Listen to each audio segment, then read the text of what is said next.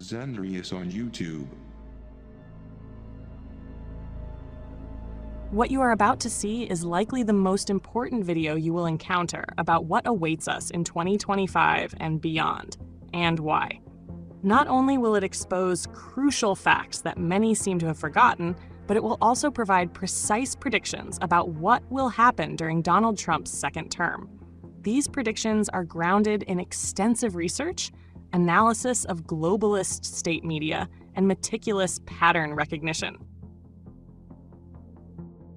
Remember when Eisenhower left? After, what did he say? There's a shadow government in America. It's called the military-industrial complex. And what he was saying was, even I couldn't stand up to him, a 4-star general, so you better watch out. And here we are, with Mr. Pretty Boy, liberal Democrat. We're now bombing 7, 8 different countries. He's trying to start a third world war with Russia. We're setting up fucking NATO forces all around the border of the U.S. of Russia. What the hell are we doing? What is going on? We're in Afghanistan, Iraq, Libya, Syria. What the f***? Further, it is very important that the Russian government consider carefully their continued support for the Assad regime. So will you and President Trump organize an international coalition to remove Assad? Those steps are underway. In 2001, former NATO General Wesley Clark was presented a classified memo which outlined several countries that NATO planned to invade. This is a memo that describes how we're going to take out 7 countries in 5 years, starting with Iraq and then Syria, Lebanon, Libya, Somalia, Sudan, and finishing off Iran.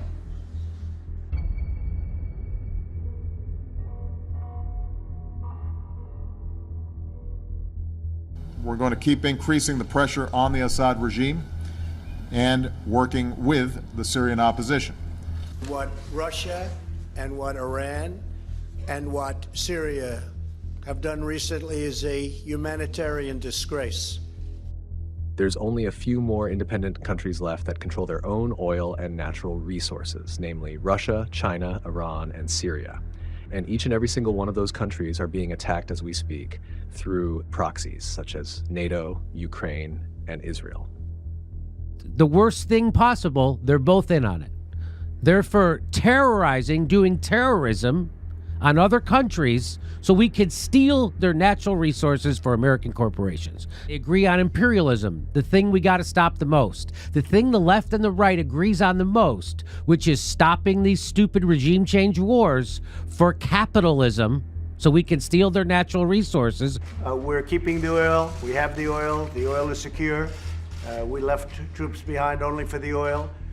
We've taken control of the oil in the Middle East, the oil that we're talking about, the oil that everybody was worried about. The U.S. has control of that. So I think Trump talks a good game, but what he actually does when he's in office is another matter.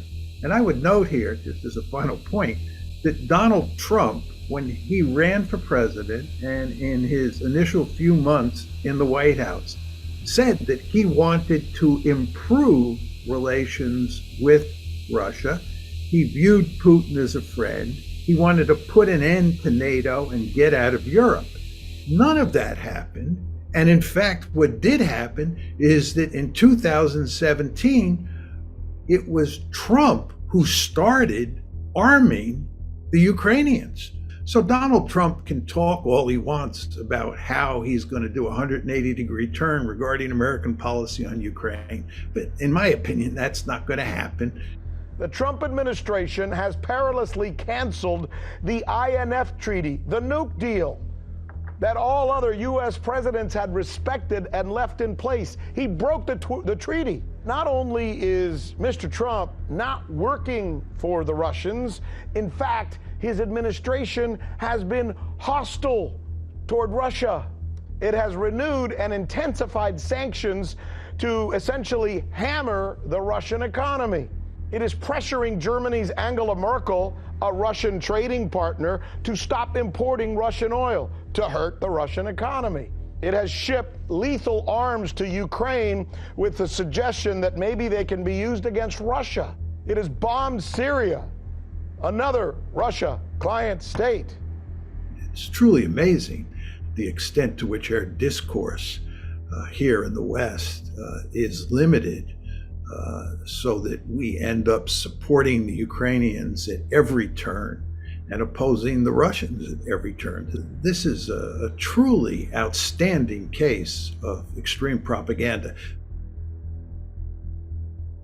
Conclusion of this video: Trump is a blackmailed deep state agent and will continue what Bush and Obama started. Attacks, false flags, and sanctions on Russia, Iran, Syria, and China will increase when Trump takes office, with a major focus on attacking Syria and Iran. They will even try to have Ukraine join the EU and NATO to provoke Russia even more. So we are about to see major wars when Trump takes office. Trump and Israel will focus on Syria and Iran, while NATO and the EU will focus their offensive on Russia. Since the pandemic psyop has been put on hold for now, they need a new method to steal wealth from humanity and transfer it to themselves, and the tool will be NATO. Trump will ensure that this offensive military-industrial complex tentacle enlarges and steals even more taxpayer money from the people of the world, turning the West into collapsing war economies. Not only that, NATO and the EU will be allowed to censor their opposition even more on social media. We already saw it during the elections in Romania and Georgia, and this is just the start.